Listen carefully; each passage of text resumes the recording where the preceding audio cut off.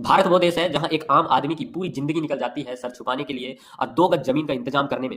ये करोड़ों लोग आज भी खुले आसमान के नीचे सोते हैं, एक एक इंच जगह के लिए भाई भाई में कत्ल हो जाते हैं। लेकिन अगर मैं आपसे कहूं कि इसी देश में, इसी मध्य प्रदेश में कुछ ऐसे गरीब हैं जिनके नाम पर एक नहीं, दो नहीं, बल्कि 1133 एकड़ जमीन। चौंकिए मत, ये सत्य है। ये कहानी अमीरी की नहीं, ये कहानी उस छलावे की है जिसने संविधान की 5th शेड्यूल की धज्जियां उड़ा दी है। नमस्कार दोस्तों, नवंबर 2025 मध्य प्रदेश के इतिहास का वो महीना है जब जमीन के अंदर दफन एक ऐसा राज बाहर आया जिसने भोपाल से लेकर दिल्ली तक हड़कंप मचा दिया। आरोप लगे हैं विजय राघवगढ़ से भाजपा विधायक और पूर्व मंत्री संजय सत्येंद्र पाठक पर। आरोप छोटा नहीं है, आरोप है 1135 एकड़ जमीन के घोटाले का। जरा सोचिए, 1135 एकड़ जमीन, इतना बड़ा इलाका भी एक छोटा शहर बच जाए, लेकिन ये जमीन संजय पाठक ने अपने नाम पर नहीं खरीदी। ये जमीन खरीदी गई उन लोगों के नाम पर जो शायद 2 वक्त की रोटी के लिए भी संघर्ष करते थे। मिलिए इस कहानी के कथित करोड़पतियों से, जो हैं नाथूराम कोल, प्रहलाद सिंह कोल, राकेश सिंह गौड़ और रघुराज सिंह। ये 4 नाम जो संजय पाठक के कर्मचारी बताए जाते हैं, आदिवासी समाज से आते हैं।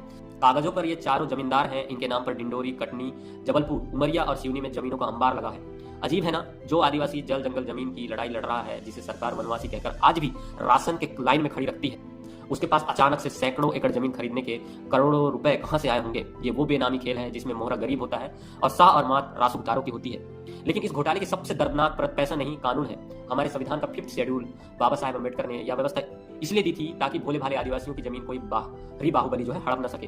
कानून कहता है कि आदिवासी की जमीन गैर आदिवासी नहीं खरीद सकता। लेकिन यहाँ क्या हुआ, दिमाग लगाया गया, जमीन खरीदी गई आदिवासियों के नाम पर ताकि 5th शेड्यूल और पैसा एक्ट कानून आड़े ना आए। मालिक वो बने कागजों पर, लेकिन असल कब्जा किसका था।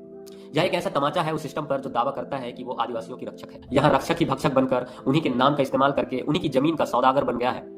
नवंबर 2025 में जब आदिवासी संगठनों ने कटनी कलेक्टर कार्यालय पर जब हमला बोला, तब जाकर यह सच बाहर आया। लेकिन अब कहानी यह खौफनाक मोड़ ले चुकी है। नाथू, प्रहलाद, राकेश और रघुराज, जिनके नाम पर यह साम्राज्य खड़ा है, वो अब लापता है। जी हाँ, ये शिकायत दर्ज होने के बाद से ये चारों गायब हैं। सवाल यह है, क्या वो अपनी मर्जी से छिपे हैं या उन्हें हमेशा के लिए खामोश कर दिया गया है? क्योंकि बेनामी संपत्तियों के राज अक्सर लाशों के साथ दफन हो जाते हैं। राष्ट्रीय अनुसूचित जनजाति आयोग ने जवाब मांगा है, लेकिन जिला कलेक्टरों की जांच अभी तक अधूरी। फाइलें टेबल पर धूल खा रही हैं और उधर 4 आदिवासी परिवार अपने घर के चिरागों को ढूंढ रहे हैं।